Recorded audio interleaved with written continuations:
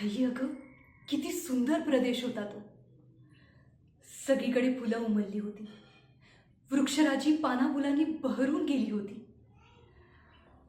मंद धुंद वारा वाहत होता.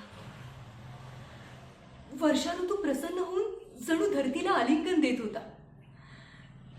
आणि तिथल्याच एका फुलांच्या रंगीत ताटव्यात मला ती दिसली.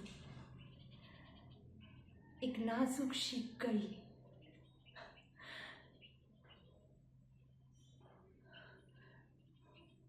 पण तिथे एक दुष्ट पापी असुर आला आणि त्याने ती कळी कुस्करून टाकली.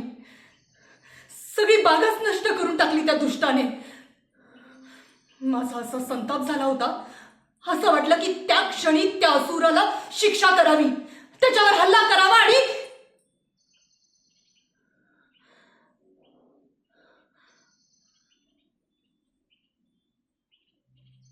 पण मी स्वतःवर संयम ठेवला. योग्य वेळ आली की त्या असुराला शिक्षा होईलच, आणि तेव्हा मात्र मी त्याला माफ करणार नाही.